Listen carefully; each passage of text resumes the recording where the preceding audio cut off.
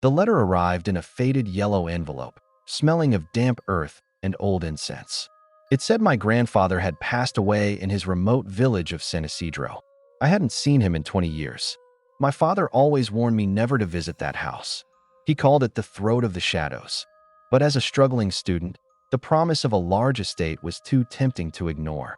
I took the last bus to the province, arriving just as the sun dipped below the jagged mountain peaks. The air in San Isidro felt heavy, like wet wool pressing against my lungs. The house was a decaying Spanish-style mansion hidden behind overgrown banyan trees. The locals crossed the street when they saw me walking toward the iron gates. No one would look me in the eye. When I pushed the door open, the hinges screamed. The interior was frozen in time. Dust danced in my flashlight beam like tiny insects. In the center of the living room sat a wooden altar covered in a black cloth. I approached it, feeling a sudden drop in temperature. Under the cloth was a statue, but it wasn't a saint. It was a figure carved from dark, porous bone. It had no eyes, only deep sockets that seemed to pull the light out of the room. My grandfather's lawyer had left a note on the altar. It simply said, "Feed the silence, or the silence will feed on you." I laughed, thinking it was just a senile old man's prank. That night, I slept in the master bedroom. At exactly 3 a.m., I woke up to a sound that made my blood turn to ice. It was the sound of wet, rhythmic slapping coming from the hallway. Slap, drag, slap, drag. Something was moving toward my door, and it didn't have feet. I stared at the door handle. It began to turn slowly. A thin, gray finger, too long to be human, slid through the gap. It had no nail, just raw, exposed flesh. I pressed my back against the headboard, unable to scream. The room grew so cold that my breath turned into mist. Then, the whispering started. It wasn't coming from the hallway. It was coming from underneath my pillow. Thousands of tiny, raspy voices were chanting my name in a language that sounded like cracking bone. I realized then that my grandfather hadn't left me a house. He had left me a debt that could only be paid in skin that I spent the rest of the night huddled in the corner of the room, clutching a kitchen knife I had found earlier. When the sun finally rose, the house felt normal again, but the smell of rotting meat lingered in the air. I decided to leave immediately. I grabbed my bag and ran to the front door, but it wouldn't budge. I pulled with all my strength, but the wood felt like it was part of the stone wall. I was trapped. I ran to the windows, but the glass was unbreakable. Through the grime of the window pane, I saw a woman standing in the garden. She was wearing a traditional Filipina dress, but it was tattered and stained. When she turned around, I nearly fainted. Her face was a smooth sheet of skin. She had no eyes, no nose, and no mouth. She just stood there, pointing a long, bony finger at the altar in the living room. I walked back to the altar, my heart hammering against my ribs. The black cloth was gone. The bone statue was now holding a small, silver bowl. Inside the bowl was a piece of fresh, human skin. It was still warm. I looked at my own reflection in the silver bowl. My face looked different. My features seemed to be fading, blurring together like wet ink. I realized the statue was stealing my identity. Every hour I stayed in the house, a part of my physical self was being transferred to the altar. I found a diary hidden inside the altar's base. It belonged to my grandfather. The entries described a pact made with a Haklubin, an ancient, vengeful spirit of the forest. The pact ensured wealth for the family, but every third generation, a soul had to be unmade to satisfy the spirit. The diary warned that the Haklubin would first take your sight, then your voice, and finally your very skin. I touched my cheek and felt nothing but smoothness. My ears were beginning to close over. I tried to scream for help, but only a soft whistling sound came from my throat. I was becoming like the woman in the garden. I needed to find a way to break the ritual before the sun went down again. If the moon rose while I was in this state, I would become a permanent part of the house's foundation. I searched for a way out, but every door led back to the room with the altar. The shadows began to lengthen, stretching across the floor like reaching hands. I found a trapdoor hidden under a rug in the kitchen. It led down into a narrow, stone basement. The air down there was so thick with the smell of copper and sulfur that I had to cover my nose. As I descended the stairs, the whispering grew louder. It wasn't just voices anymore. It was the sound of thousands of teeth chattering together. I reached the bottom and saw rows of glass jars lining the walls. Inside each jar was a different human organ, preserved in a glowing green liquid. I saw a jar labeled with my father's name. Inside was a tongue. I finally understood why my father never spoke about this place. He couldn't. He had escaped, but he had left his voice behind. In the center of the basement was a large, stone vat filled with a dark, bubbling liquid. A man was sitting next to it, his back turned to me. He was sewing pieces of leather together. When he turned around, I saw it was my grandfather. But he wasn't dead. His body was a patchwork of different colored skins, stitched together with thick, black thread.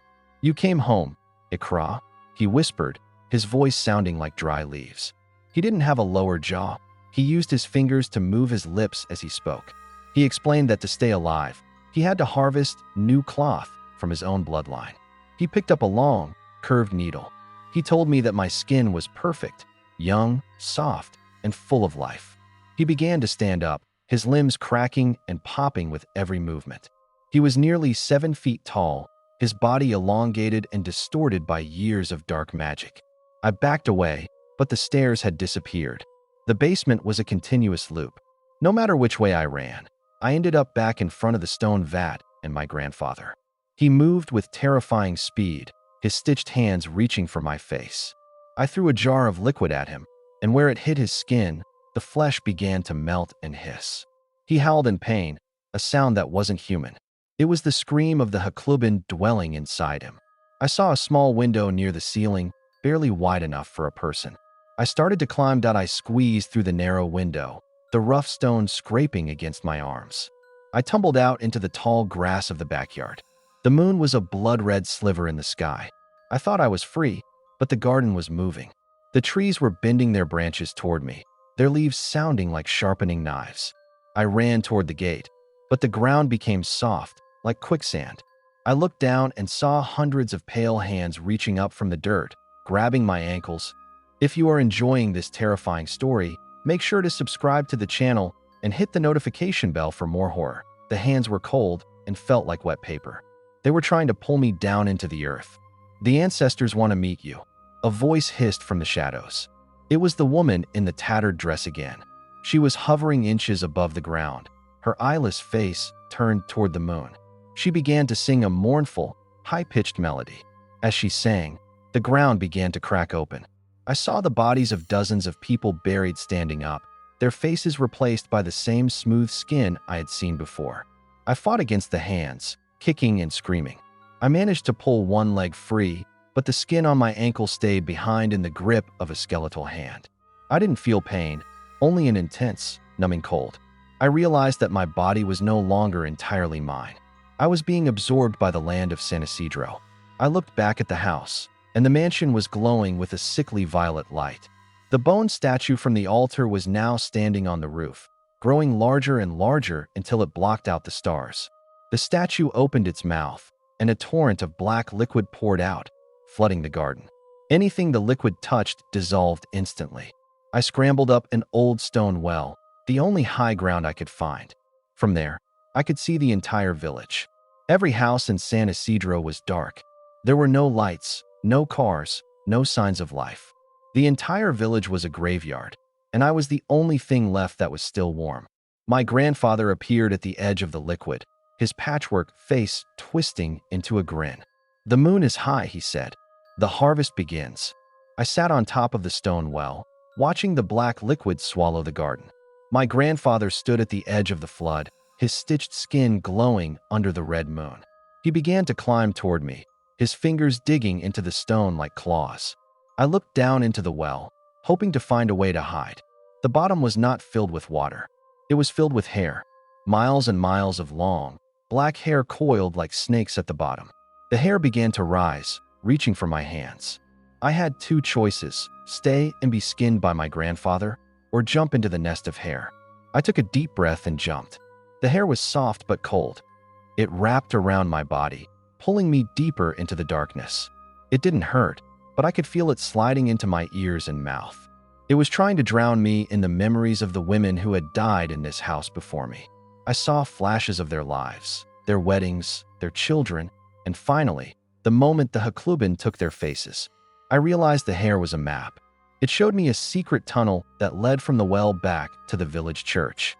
If I could reach the church, perhaps the sacred ground would protect me. I began to crawl through the thick mass of hair, pushing it aside with my fading hands. The air was thin, and the smell of old perfume filled my nose. Behind me, I heard a splash. My grandfather had followed me into the well.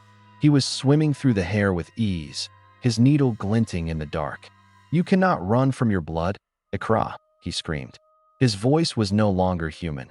It sounded like a choir of dying animals. I found a wooden door at the end of the tunnel and kicked it open. I crawled out into a small, dusty basement. It was the crypt of the San Isidro Church. The walls were lined with the skulls of priests, their teeth carved with ancient symbols. I felt a small spark of hope. But when I looked at the crucifix on the wall, the figure of Christ was facing the wall. As if he refused to watch what was about to happen, I ran up the stairs of the crypt and entered the main hall of the church. The pews were empty, but the candles were all lit. Standing at the altar was a man in a black robe. I ran to him, begging for help. When he turned around, I saw he was the lawyer who had sent me the letter. He wasn't a lawyer. He was the village priest, but his eyes were stitched shut with the same black thread my grandfather used. He reached out and touched my smooth, featureless face. "The Haklubin does not care for prayers," he whispered. He explained that the church was built not to keep the evil out, but to keep it inside the village. San Isidro was a cage. The priest had been kept alive for decades to perform the unmaking ritual. He told me that my grandfather was just a puppet. The real monster was the statue on the altar. To stop the curse, I had to destroy the bone statue using the blood of the one who started the pact. The priest handed me a heavy, silver stake. He told me that my grandfather's heart was the key. But my grandfather was no longer just a man. He was a collection of stolen parts. I had to find the original piece of him, the part that still carried his soul. Just then, the heavy oak doors of the church burst open. A wave of black liquid poured in, carrying my grandfather and the eyeless woman. They floated on the liquid, their bodies distorted and elongated. The priest began to chant in a language I didn't understand. The candles flared up, turning a bright, angry orange. My grandfather roared and lunged at the priest, his long fingers wrapping around the old man's throat. I saw a small, blackened patch of skin on my grandfather's chest, right over his heart. It was the only part of him that wasn't stitched. That was the original piece. I gripped the silver stake, my hands trembling. If I failed, I would become the next layer of skin on his rotting frame. The church shook as the Haklubin's power collided with the priest's chanting. I ran toward my grandfather, sliding across the wet floor. The eyeless woman tried to block my path, her long hair whipping around like lashes. I ducked under her grasp and dived at my grandfather. He swiped at me, his claws tearing through my shirt and leaving deep gashes in my chest. I didn't feel pain, only a strange sense of emptiness. My body was becoming more like the statue every second. I managed to climb onto his back, stabbing the silver stake into his shoulder. He spun around, trying to throw me off, but I held on with everything I had. I reached around and pressed the point of the stake against the black patch of skin on his chest. "I'm sorry, grandfather," I whispered. He looked at me, and for a brief second, his eyes cleared.